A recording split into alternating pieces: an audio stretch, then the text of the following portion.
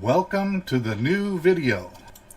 This video contains the huge transformation moment. That's right. And what transformation, you ask? Well, you're about to find out. Ladies and gentlemen, the Traveling Wildberries.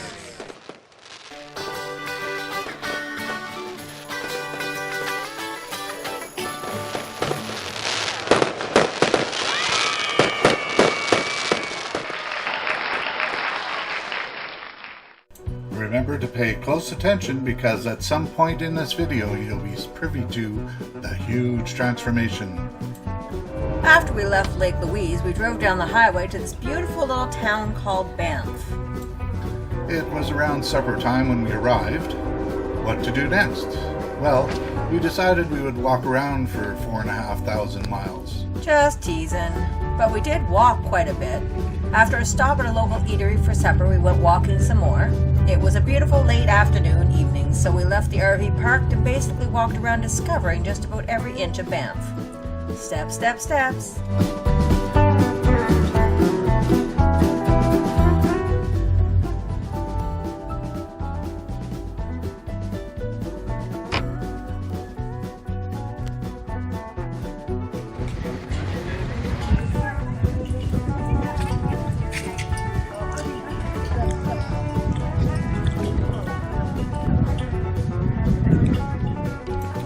Once we were too tired to go on, we drove off in the RV looking for a nice boondocking spot for the overnight.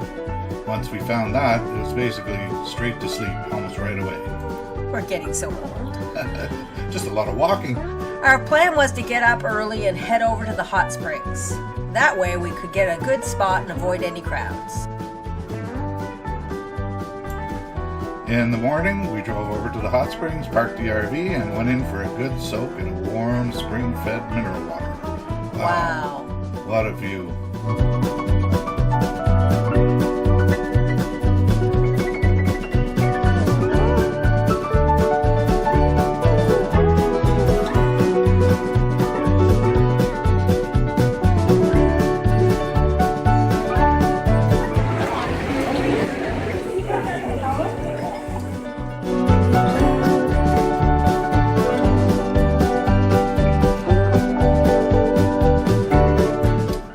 We have been seeing a bunch of these vans all over the place.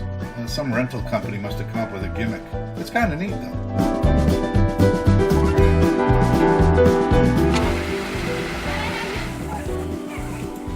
Once we were done soaking, we drove back to the train station and parked across the street.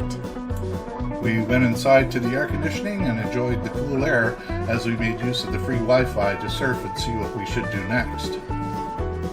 We decided to walk around some more because we haven't walked around enough and concentrate on the downtown area. This church caught my attention. Just look at the amazing architecture involved in the construction of this. Just astounding and so beautiful.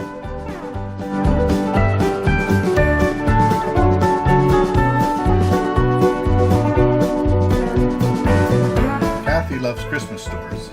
And of all kinds, yep. So we saw this one downtown and went in to check it out.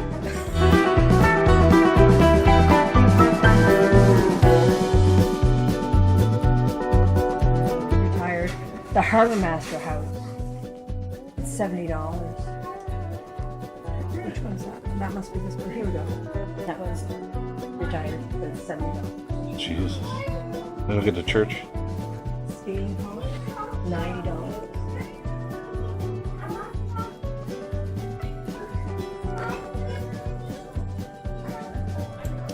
This town is just so darn beautiful.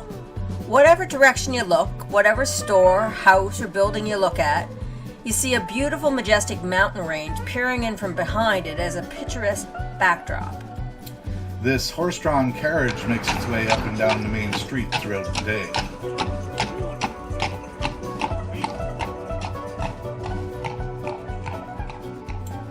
As we were walking around enjoying the magnificent splendor of this little town, we came across this Indian trading post.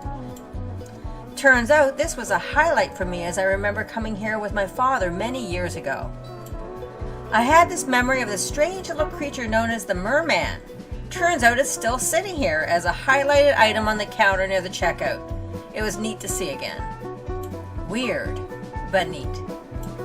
While sauntering around, I decided to try on one of the cowboy hats that was sitting there quite prominently on the shelf, slightly offset from the rest of the other hats, almost as if to say, "Pick me." Wouldn't you know it, as soon as I put it on, I felt as if it had been part of me forever. And this is the huge transformation. At that moment, I was transformed from regular Eastern dude to Western-style dude wearing a cowboy hat. Okay, let's just say the hat felt good and it really fit well, so I wore it for the rest of our trip. Most everyone has said that it suits me very well and it looks good on me. What do you guys think? Yeah, doggy. Suits you perfectly. I tell you. Well, thanks. I haven't spent much on souvenirs or trinkets or anything like that for that matter, on the whole trip. So the price of the hat, I believe it was $65, was worth it. Just as we left the Indian shop, I captured these amazing pictures. Many have said that these could be considered postcard shots. I have to say, I agree.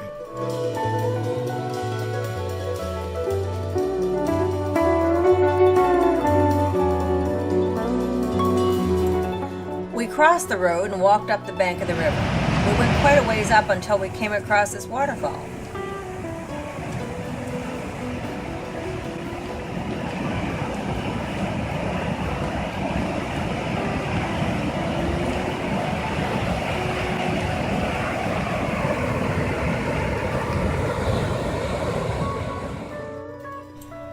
We then went back into the downtown area and stopped to get a beaver tail at this little shop on the main street. I have to say, this is the first time we've actually seen any beaver tails on this trip. I somehow thought they were a more common thing in Canada, but I guess not. We checked out a few shops and spots on our way back to the RV, which was waiting for us across from the train station. It's nice to finally relax after a long day of walking around.